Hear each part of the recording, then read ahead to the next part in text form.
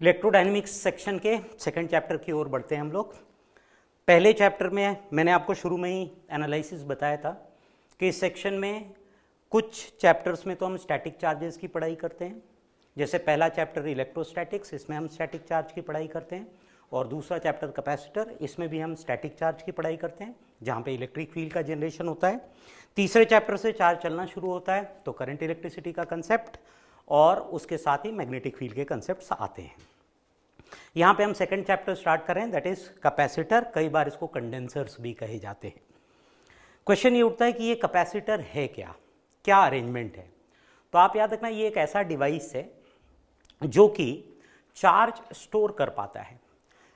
Charge store कर क्या फायदा होगा, तो जब हम चार्ज स्टोर करवाते हैं तो असल में उसमें इलेक्ट्रिक फील्ड जनरेट होता है, और जैसे पिछले डेरिवेशंस में आपको बताया गया कि जहाँ पे भी इलेक्ट्रिक फील्ड स्टोर होती है वहाँ पे एनर्जी कैन बी स्टोर्ड।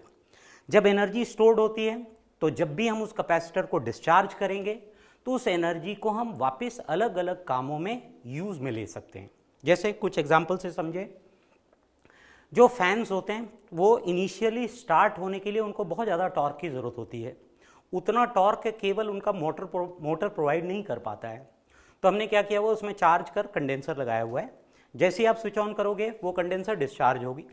जैसे ही वो कंडेंसर डिस्चार्ज होता है तो उसके अंदर स्टोर्ड जो इलेक्ट्रिकल एनर्जी है वो कन्वर्ट होता है फैन के रोटेशनल काइनेटिक एनर्जी में, और फिर एक बार फैन स्टार्ट हो गया उसके बाद उसका मोटर उसको घुमाता रहता है। In the meanwhile condenser gets charged once again, और जब आप दोबारा उसको ऑन करना चाहोगे तो वो डिस्चार्ज होकर फिर अपनी एनर्जी प्रोवाइड करेगा।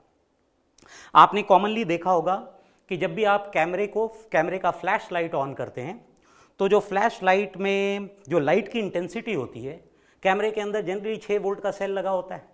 अगर हम 6 वोल्ट के सेल से उस फ्लैश की जितनी लाइट की इंटेंसिटी आती है वो सेल से पॉसिबल ही नहीं है। 100 वाट के लाइट जितना 100 वाट के बल्ब जितना लाइट वो प्रोड्यूस करता है। क्या होता है वहाँ पे, तो वहाँ पे भी हमने चार्ज कर कंडेंसर लगा रखा है। जब आप क्लिक करते हैं तो कंडेंसर डिस्चार्ज होता है। कंडेंसर जब डिस्चार्ज होता है तो उसमें जो स्टोर्ड इलेक्ट्रिकल एनर्जी है वो लाइट के फॉर्म में प्रोड्यूस होता है। कहने का मतलब यह है कि जब भी आपको large amount of energy at a given moment चाहिए होता है तो हम इस्तेमाल करते हैं कैपेसिटर की स्टोरिंग एबिलिटी का। इसीलिए जैसे कैपेसिटी वर्ड यूज करते हैं यहां पे उसके चार्ज स्टोरिंग एबिलिटी को समझाने के लिए, वैसे ही जैसे कि किसी बकेट की कैपेसिटी होती है उसमें कितना पानी आप स्टोर कर सकते हैं, वैसे ही कंडेंसर की कितना चार्ज स्टोरिंग एबिलिटी है उसी को हम कैपेसिटी या कैपेसिटेंस कहते हैं। ठीक है, सीक्वेंशली बढ़ते हैं। मैंने जैसे इलेक्ट्रोस्टैटिक्स में पूरे चैप्टर को 6 पार्ट में डिवाइड किया था ताकि सारे उसके क्वेश्चंस के टाइप आप सॉल्व कर पाएं, वैसे ही कैपेसिटर के भी सारे कंसेप्ट्स आप समझ लें, उसके लिए मैं इसको भी 6 ब्रॉड कैटेगरीज में डिवाइड करूंगा, 6 टाइप्स के क्वेश्चंस में डिवाइड करूंगा। स्टार्ट करते हैं हम पहले पार्ट से। सबसे बेसिक कैपेसिटर से मैं स्टार्ट कर रहा हूं, इसलिए फर्स्ट मेजर पॉइंट यहां पे बनाया हुआ है, कैपेसिटेंस ऑफ आइसोलेटेड कंडक्टर। एक सिंगल कंडक्टर का कैपेसिटेंस जनरली समझने के लिए हम आइसोलेटेड कंडक्टर में स्फीयर का केस लेंगे, क्योंकि लास्ट चैप्टर में हम लोगों ने स्फीयर के सारे रिजल्ट्स डिराइव किए हुए हैं, पोटेंशियल, इलेक्ट्रिक फील्ड, सारे रिजल्ट्स हैं हमारे पास। तो मैंने यहाँ ए पॉइंट में सबसे पहले तो डिफाइन किया हुआ है कैपेसिटर को। Capacitor is a device made up of either a single conductor और डबल कंडक्टर सिस्टम। ये बड़ा सिग्निफिकेंट पॉइंट है। हमें चार्ज स्टोर करना है और आपको याद हो अगर, तो हम एक कंडक्टर के ऊपर चार्ज स्टोर कर सकते हैं। कंडक्टर और नॉन कंडक्टर में डिफरेंस भी आपको लास्ट चैप्टर में बताया गया है। कंडक्टर में एक्सेस चार्ज देते हो तो वो आउटर सरफेस पे जाकर स्टोर होता है। नॉन कंडक्टर में जब हम एक्सेस चार्ज देते हैं तो वो आउटर सरफेस पे जाने के बजाय, चूंकि उसमें डाइपोल्स होते हैं, वो अंदर वॉल्यूम में स्टोर होता है। वो रो का एग्जाम्पल बनता है जबकि कंडक्टर सिग्मा का एग्जाम्पल बनता है। तो यहां कैपेसिटर बनाने के लिए हम नॉन कंडक्टर का इस्तेमाल नहीं करते हैं। क्यों नहीं करते हैं वो भी हम आगे समझेंगे, पर अभी के लिए कंडक्टर, सिंगल कंडक्टर सिस्टम या डबल कंडक्टर सिस्टम। जब ये सिंगल कंडक्टर सिस्टम होता है तो उस पर क्यू चार्ज दिया हुआ है। डबल कंडक्टर सिस्टम होता है तो नॉर्मली हम इक्वल एंड अपोजिट चार्ज देते हैं। अनइक्वल भी दे सकते हैं पर नॉर्मल कन्वेंशनली हम इक्वल एंड अपोजिट चार्ज ही देते हैं। तो capacitor is a device made of a single conductor और double conductor system that can store charge and hence energy. Charge store होगा, इलेक्ट्रिक फील्ड जनरेट होगी, और इलेक्ट्रिक फील्ड में ही एनर्जी स्टोर होती है। यहाँ पे एनर्जी स्टोर होगा सरफेस से लेकर इन्फिनिटी के बीच में। अगर आपको याद हो तो स्फीयर के लिए हम लोगों ने कैलकुलेट भी किया था लास्ट चैप्टर में, सरफेस और इन्फिनिटी के बीच में जो टोटल एनर्जी स्टोर होती है उसका वैल्यू आया था kq²/2r। इसका मतलब यहाँ पे चार्ज स्टोर करता हूँ तो एनर्जी स्टोर होती है। यहाँ डबल कंडक्टर सिस्टम है तो चार्ज स्टोर करोगे तो एनर्जी जो स्टोर होगी वो दोनों प्लेट्स के बीच में केवल स्टोर होगी, कन्फाइंड रहेगा, जबकि इसमें सरफेस से लेकर इन्फिनिटी के बीच में जाएगा। The charge storing ability is called capacity और कैपेसिटेंस। आप सोच कर देखो, चाहे यह सिंगल कंडक्टर सिस्टम हो या डबल कंडक्टर सिस्टम हो, आप इस पे जैसे जैसे चार्ज बढ़ाते जाओगे, निश्चित है कि अगर सिंगल कंडक्टर सिस्टम है तो उसका पोटेंशियल, जितना चार्ज बढ़ाओगे, स्फीयर के केस में अगर याद हो आपको पोटेंशियल का वैल्यू था kq/r, यानी चार्ज बढ़ाते हैं तो उसका पोटेंशियल कॉरस्पॉन्डिंगली बढ़ता है। तो मैं कह सकता हूं किसी भी कंडक्टर के लिए charge will be directly proportional on potential. वहां प्रोपोर्शनैलिटी कांस्टेंट लगाओगे तो कांस्टेंट C आता है, जिसको कि हम इस कंडक्टर की कैपेसिटी कहते हैं। तो C का इक्वेशन आता है यहां से q/v। any capacitor's capacitance is defined by charge by its potential। अब क्वेश्चन ये उठता है कि फिर इस इक्वेशन में तीनों टर्म्स क्या क्या हैं, Q क्या है। सिंगल कंडक्टर सिस्टम है तो Q is the charge on the conductor, double conductor system है तो Q is the magnitude of charge on any one conductor, क्योंकि मैंने इक्वल एंड अपोजिट चार्ज दिया हुआ है तो किसी एक कंडक्टर पे चार्ज का वैल्यू, क्योंकि इक्वल एंड अपोजिट ही है। V क्या है यहां पे, सिंगल कंडक्टर है तो V is the potential of the conductor, जबकि डबल कंडक्टर सिस्टम है तो V is the potential difference of both conductors. C capacity या कैपेसिटेंस मैंने बताई। तो इस इक्वेशन को देखकर ऐसा लगता है, एक कॉमन ऑब्जेक्टिव क्वेश्चन ऐसे पूछा जाता है कि किसी भी कैपेसिटर का कैपेसिटेंस इनमें से किस पे डिपेंड करता है। A option charge of conductor, B option potential of conductor, C option both charge and potential, D option neither charge nor potential. तो इक्वेशन देखकर ऐसा लगता है कि ये Q और V दोनों पे डिपेंड करेगा, जबकि कैपेसिटर की कैपेसिटेंस जो है वो ना तो चार्ज पे डिपेंड करता है ना ही पोटेंशियल पे डिपेंड करता है। It only depends on the physical parameters of the conductor.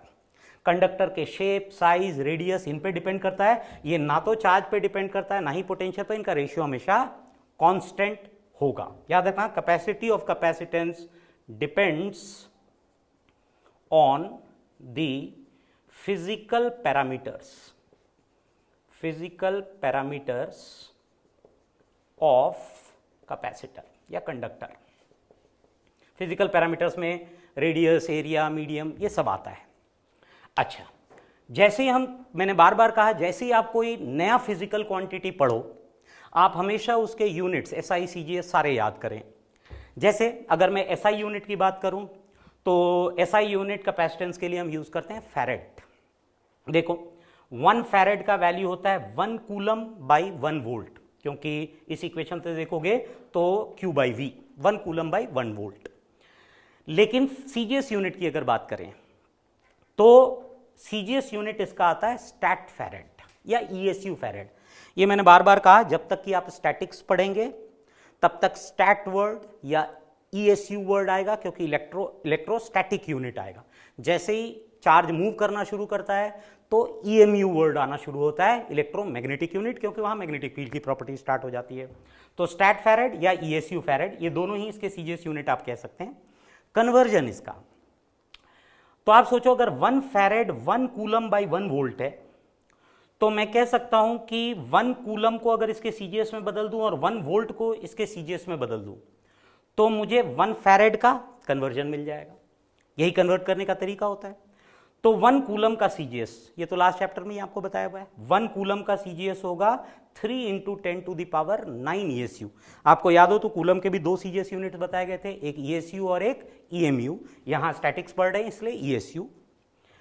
अब 1 वोल्ट का CGS, आप थोड़ा याद करो वोल्ट वर्ड कहां से आया है।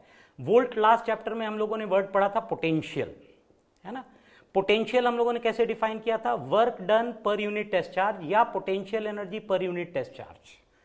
तो इसका मतलब 1 volt will be 1 joule divided by 1 coulomb, नहीं। और अगर इनको CGS में मुझे कन्वर्ट करना है तो 1 जूल को अगर मैं CGS में कन्वर्ट करूं तो ये होना चाहिए 10 टू द पावर 7 अर्क, क्योंकि जूल का मतलब हो जाएगा फोर्स इंटू डिस्प्लेसमेंट, फोर्स का हो गया dyne 10 to the power 5 dyne, displacement हुआ metre 10 to the power 2 centimetre. इसका मतलब ये हो जाना चाहिए 10 टू द पावर 7 अर्क। और कूलम का तो आपको बताया हुआ है 3 into 10 to the power 9 ESU। यहां से अगर सॉल्व करोगे तो दिस कम्स आउट एज 1/300, और अर्ग बाई ESU को ही मैं ESU पोटेंशियल कह रहा हूं।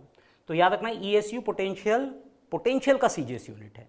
तो मैंने यहां पे लिखा 1 वोल्ट का value 1/300 ESU potential.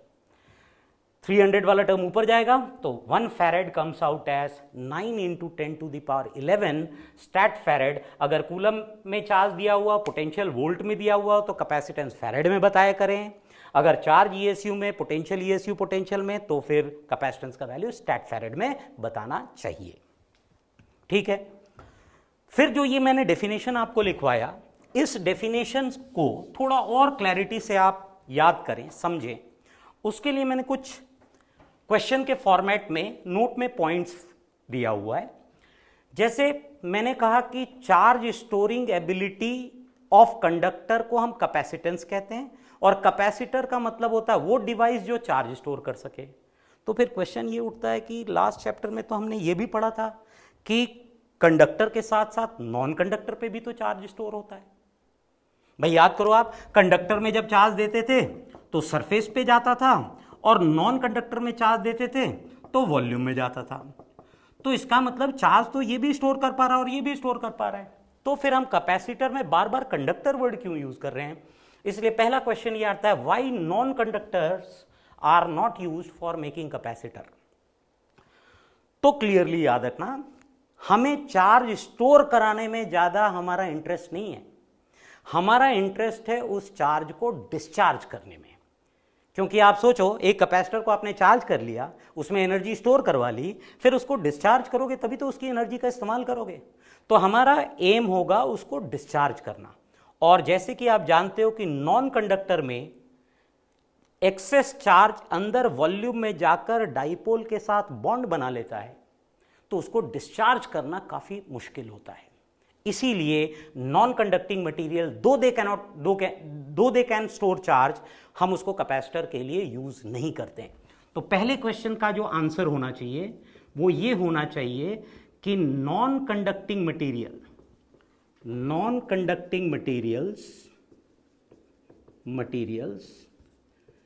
Can be given charge but they cannot be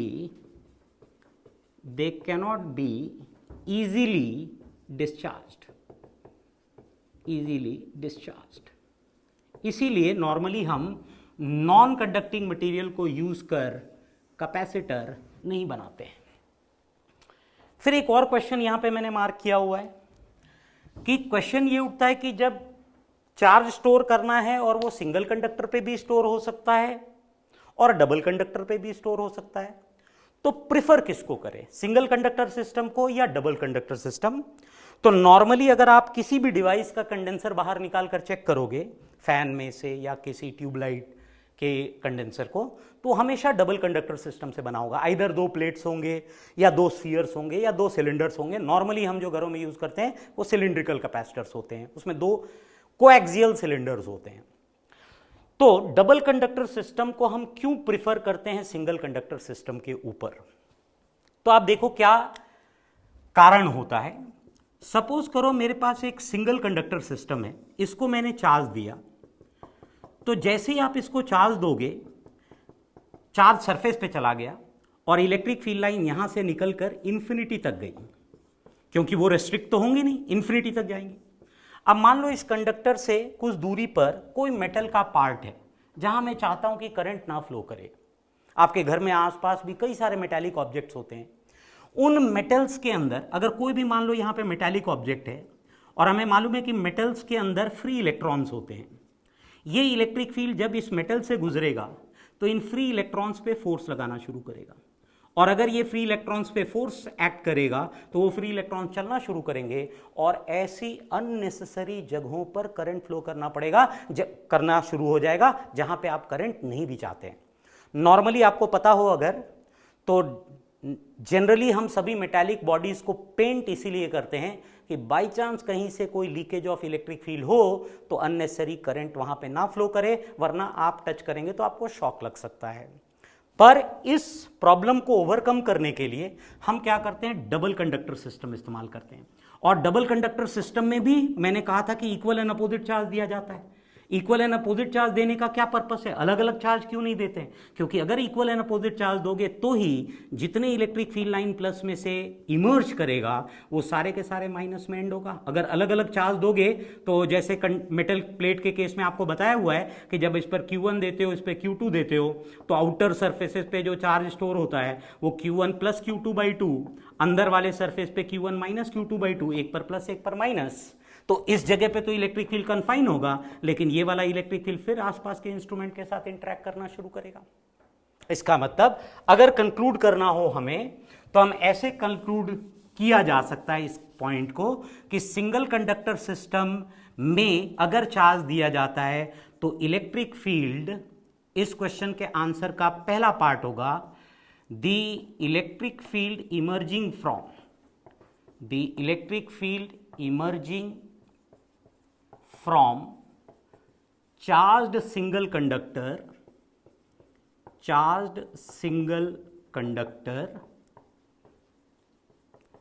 interacts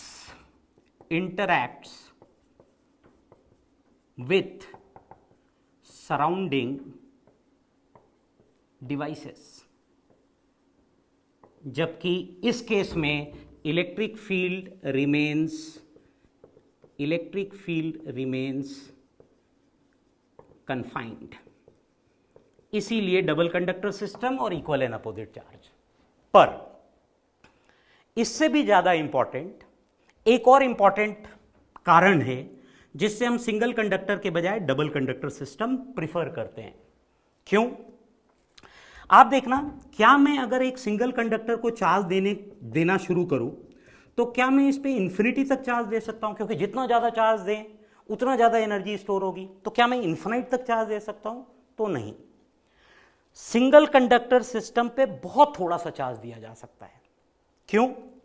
जैसे ही आप चार्ज देना शुरू करते हो, यहां इलेक्ट्रिक फील्ड डेवलप होना शुरू होगा और आपको मालूम है कि इस कंडक्टर के आसपास एयर मीडियम प्रेजेंट होगा। लैब्स में कहीं पे भी इंस्ट्रूमेंट के आसपास एयर मीडियम, और एयर एक नॉन कंडक्टिंग मीडियम है, डाइलेक्ट्रिक मीडियम है।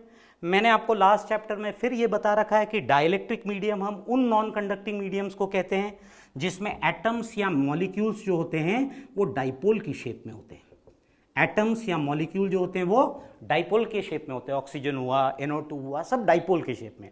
डाइपोल मतलब उसमें एक प्लस पार्ट होगा, एक माइनस पार्ट होगा, और कोई ना कोई मॉलिक्यूलर बॉन्ड से वो बंधे हुए होंगे। इस इलेक्ट्रिक फील्ड की वजह से सोचो, इस डाइपोल के प्लस पार्ट पर फील्ड के डायरेक्शन में फोर्स लगेगा और माइनस पार्ट पे फील्ड के अपोजिट डायरेक्शन में फोर्स एक्ट करेगा। अगर ये फील्ड बहुत ज़्यादा हो, ये फोर्स बहुत ज़्यादा हो, तो हो सकता है कि इसके जो मॉलिक्यूलर बॉन्ड है उसको तोड़कर प्लस और माइनस पार्ट को अलग अलग कर दे।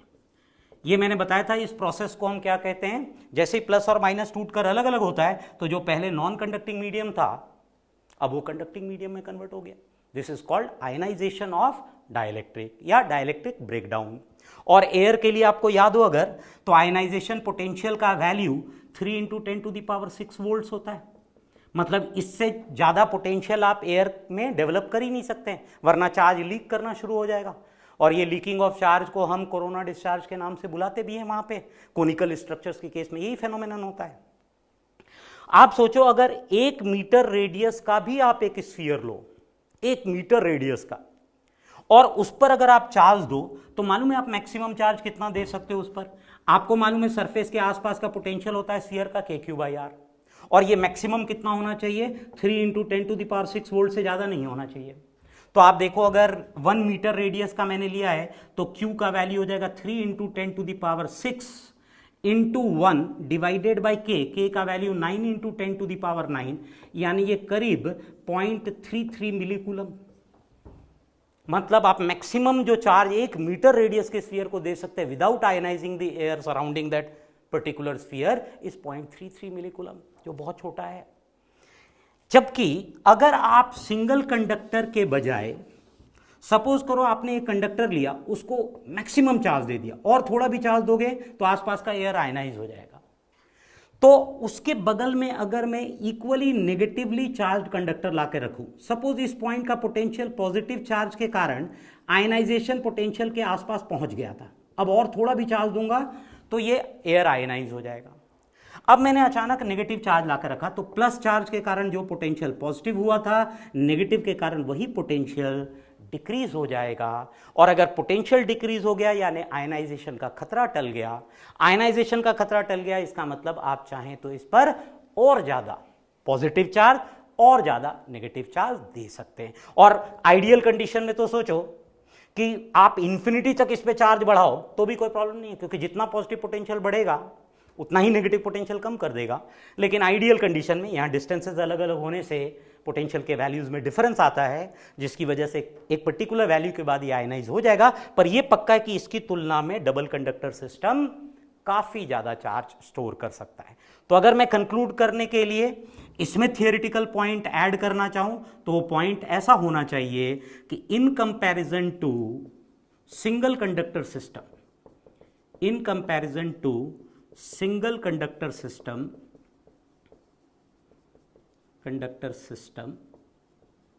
Double conductor can store more charge and hence energy, more charge and hence energy। यहां आयनाइजेशन का प्रॉब्लम नहीं रह जाता है, इसीलिए नॉर्मली हम सिंगल कंडक्टर की तुलना में डबल कंडक्टर सिस्टम प्रेफर करते हैं। ध्यान से आप पूरे पार्ट को थियोरेटिकली नोट कर लें। मैंने कहा चार्ज स्टोरिंग एबिलिटी किसी भी कंडक्टर का या डबल कंडक्टर सिस्टम का कैपेसिटेंस कहलाता है। तो पहला काम हमारा ये बनता है कि हम किसी भी कैपेसिटर के लिए उस कैपेसिटेंस के वैल्यू को कैलकुलेट करने के मेथड को समझें।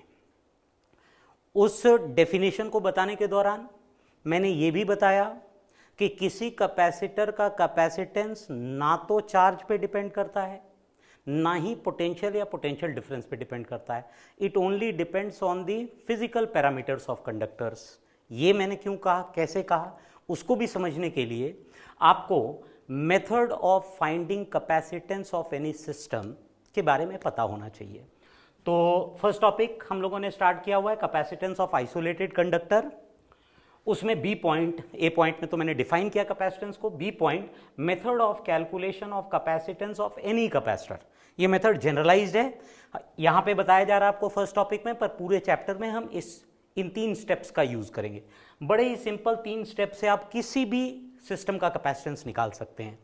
क्या करोगे, अगर वो सिंगल कंडक्टर सिस्टम है, हालांकि सिंगल कंडक्टर सिस्टम हम प्रिफर नहीं करते हैं कैपेसिटर बनाने के लिए, लेकिन अगर सिंगल कंडक्टर सिस्टम है तो उस पर चार्ज Q दो, और अगर डबल कंडक्टर सिस्टम है तो एक पर Q और एक पर -Q दो, इक्वल एंड अपोजिट चार्ज। तो स्टेप 1 में give charge Q to the conductor और give equal and opposite charges to both conductors. अगर 2 कंडक्टर सिस्टम है तो इक्वल एंड अपोजिट चार्जेस, ठीक है।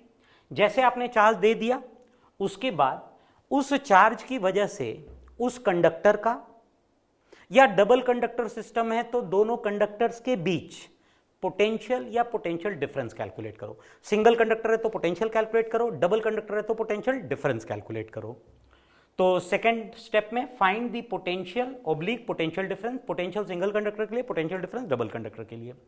जैसे आपने पोटेंशियल या पोटेंशियल डिफरेंस कैलकुलेट कर लिया, use equation C is equal to Q by V, Q is equal to CV equation से।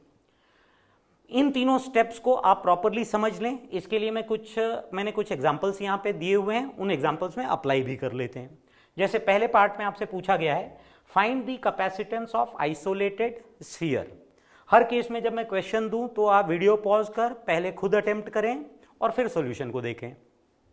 सपोज करो मेरे पास एक स्फीयर है, स्फीयर का रेडियस सपोज R है, तभी मैंने टॉपिक स्टार्ट किया हुआ है isolated sphere, isolated conducting sphere, क्योंकि स्फीयर के रिजल्ट्स डिराइव्ड है हमारे पिछले चैप्टर के। सपोज करो मेरे पास एक आइसोलेटेड स्फीयर है आर। स्टेप 1 के तहत मैं इस पे चार्ज प्रोवाइड कर देता हूं, इसको Q। याद करो, एक सिंगल कंडक्टर को चार्ज देने के मेथड्स हम लोगों ने देखे थे। तीन ही तरीके होते हैं, आइदर बाय फ्रिक्शन और कंडक्शन या इंडक्शन। किसी एक मेथड से हमने इसको Q चार्ज दे दिया। जैसे मैं Q चार्ज देता हूं, उसके बाद स्टेप 2 में कहा गया कि आप इसके वजह से पोटेंशियल लिखें। तो कंडक्टर के सरफेस पर या कहीं पर भी, सरफेस के अंदर भी पोटेंशियल हर जगह इक्वल होता है। The potential value was KQ/R, यानी Q divided by 4 pi epsilon naught R। और आप यूज करें equation C is equal to Q/V। अगर इक्वेशन यूज करते हो C is equal to Q/V, तो Q divided by 4 pi epsilon naught R, यहां से Q गेट्स कैंसल्ड, आंसर आ रहा है 4 पाई एप्सिलॉन नॉट R। ध्यान से देखो, ना तो ये पोटेंशियल पे डिपेंड किया, ना ही ये चार्ज पे डिपेंड किया, ये रेडियस ऑफ स्फीयर पे डिपेंड किया, परमिटिविटी ऑफ एयर पे डिपेंड कर रहा है। इसका मतलब फिजिकल पैरामीटर्स पे डिपेंड कर रहा है, चार्ज और पोटेंशियल पे नहीं। जायज है, जितना आप चार्ज इंक्रीज करोगे उतने से ही पोटेंशियल भी इंक्रीज हो जाएगा, वो रेशियो हमेशा कांस्टेंट रहता है। इसीलिए वैल्यू आ रहा है 4 पाई एप्सिलॉन नॉट R। ये रिजल्ट हम बहुत फ्रीक्वेंटली आगे यूज करेंगे, इसीलिए यहां मैं क्वेश्चन के फॉर्म में दे रहा हूं ये वैल्यूज, लेकिन आप याद रखना ये सब रिजल्ट्स हैं जो बहुत कॉमनली यूज किया जाएगा। ये तो सिंगल कंडक्टर सिस्टम था। अगर मान लो डबल कंडक्टर सिस्टम भी हो तो भी आप कैपेसिटेंस कैलकुलेट कर सकते हैं। जैसे मैंने यहां पे 2 स्फीयर्स दिए हुए हैं R रेडियस के, और इनके सेंटर्स के बीच की दूरी है स्मॉल r, और मैंने सिचुएशन लिया है small r is very much greater than R। आप दोनों सिचुएशंस लेकर कैलकुलेट करो। अगर R is very much greater than R दिया हुआ है तो क्या होगा कैपेसिटेंस फर्स्ट पार्ट में, और अगर ये सिंपल R दिया हुआ है और कैपिटल R से काफी बड़ा नहीं दिया हुआ है तो कैपेसिटेंस क्या होगा। ये दोनों ही कैलकुलेट करते हैं, क्योंकि मेथड अगर यूनिवर्सल है तो हर एक केस में एप्लीकेबल होना चाहिए। तो चेक करते हैं।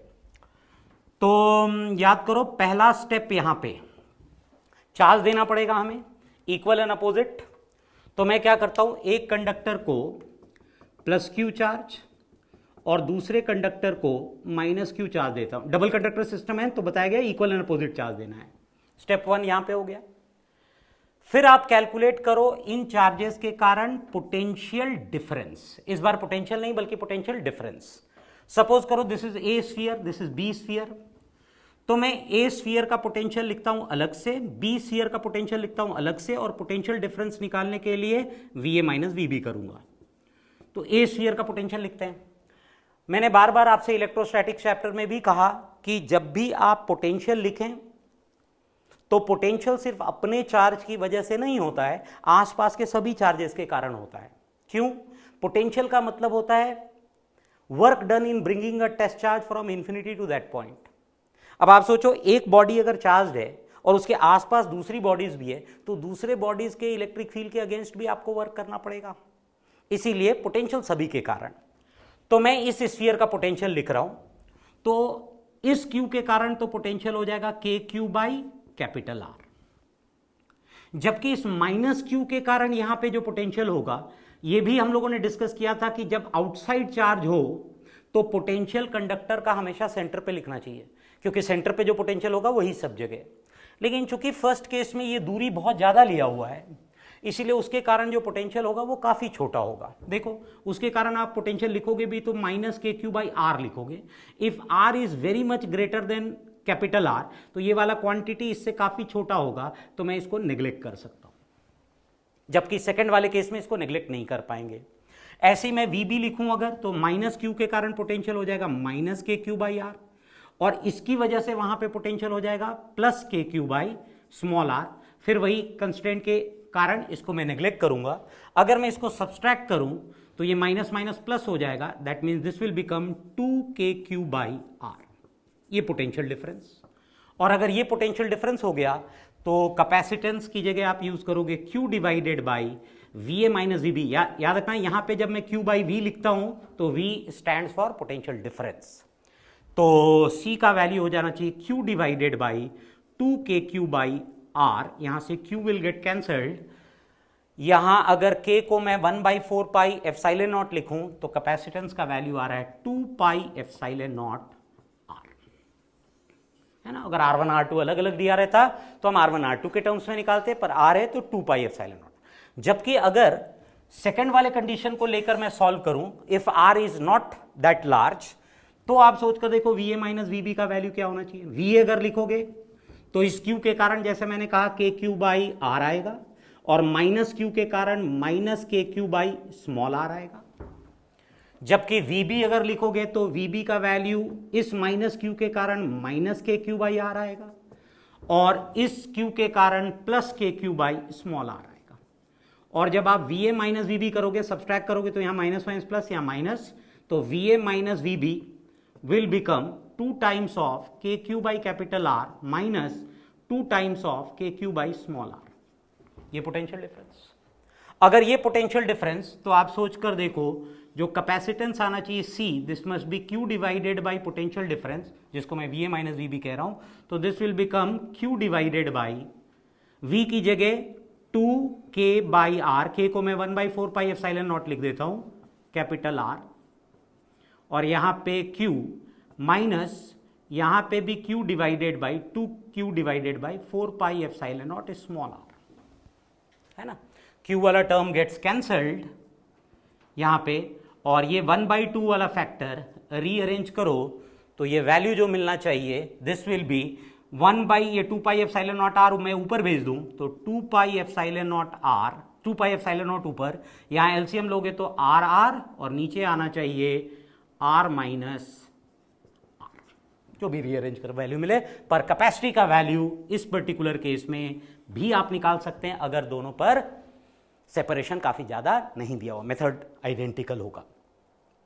अच्छा, ऐसे ही मैंने थर्ड पार्ट में यह दिया हुआ है, find the capacitance of system if charges are given as shown. मतलब इस केस में charges are given as shown. अभी तक के क्वेश्चंस में हमारी मर्जी थी, एक पर प्लस क्यू देना था, एक पर माइनस क्यू, लेकिन यहां पे कंस्ट्रेंट दे दिया गया कि आप ऐसे ही चार्ज अरेंजमेंट माने, इस पर क्यू, इस पर माइनस क्यू, जबकि इस केस में ग्राउंडेड, इस पर केवल क्यू, तब कैपेसिटेंस कैलकुलेट करना है। ठीक है, मेथड तब भी हम यूज कर सकते हैं। आप देखो, अगर यहां पे क्यू, यहां पे माइनस क्यू, और ये सरफेस ग्राउंडेड है, मतलब इसका पोटेंशियल जीरो है, तो आप सोचकर देखें कि ये माइनस क्यू जो है वो इसके म्यूचुअल अट्रैक्शन के कारण, इस पर आप प्लस क्यू दोगे तो वो आउटर सरफेस पे जाएगा, इंडक्शन की वजह से यहां पे माइनस क्यू अंदर वाले सरफेस पे, और बाहर वाले सरफेस पे उतना ही प्लस क्यू चला जाएगा, जो कि ग्राउंड के कारण न्यूट्रलाइज हो। तो प्लस क्यू माइनस क्यू, ये पहले भी हम लोगों ने कंसिडर किया हुआ अर्थिंग वाले कंसेप्ट में। तो इलेक्ट्रिक फील्ड यहां पे एग्जिस्ट करेगा in between the concentric spheres, electric field. अब कैलकुलेट करें हम VA minus VB, potential difference. मान लो ये A पॉइंट है, ये B पॉइंट है, तो VA minus VB, VA minus VB कैसे कैलकुलेट करोगे? तो A स्फीयर का पोटेंशियल लिखो, B स्फीयर का पोटेंशियल लिखो, सब्सट्रैक्ट करो A का पोटेंशियल। याद करो, अगर दो स्फीयर है तो दोनों के कारण अलग अलग लिखना पड़ता है। पहले स्फीयर के कारण हो जाएगा KQ बाई स्मॉल r, उसके सरफेस पे है। माइनस क्यू के कारण A का ही पोटेंशियल हो जाएगा minus KQ by capital R। ये पूरा मैंने अभी VA लिखा है, याद है ना, दोनों स्फीयर के कारण।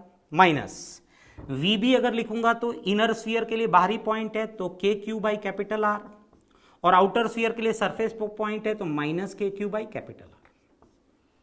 इसको अगर मैं ओपन करूं तो आप देखो KQ बाई कैपिटल R वाला टर्म गेट्स कैंसल्ड, तो यहां VA माइनस VB मिलेगा KQ 1 by small r minus 1 by capital R।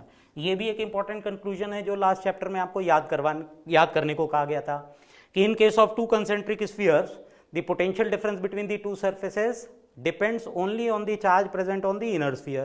outer sphere के चार्ज पे वो डिपेंड नहीं करता है, जायज भी है ना। आउटर स्फीयर का इलेक्ट्रिक फील्ड तो बाहर गया, जो वर्क करने के लिए इलेक्ट्रिक फील्ड रेस्पॉन्सिबल होगा वो तो केवल इनर स्फीयर के ही चार्ज का इलेक्ट्रिक फील्ड होगा। वही देखो, स्मॉल क्यू पर डिपेंड, कैपिटल क्यू पर डिपेंड कर रहा है, KQ 1 by R minus 1 by capital R।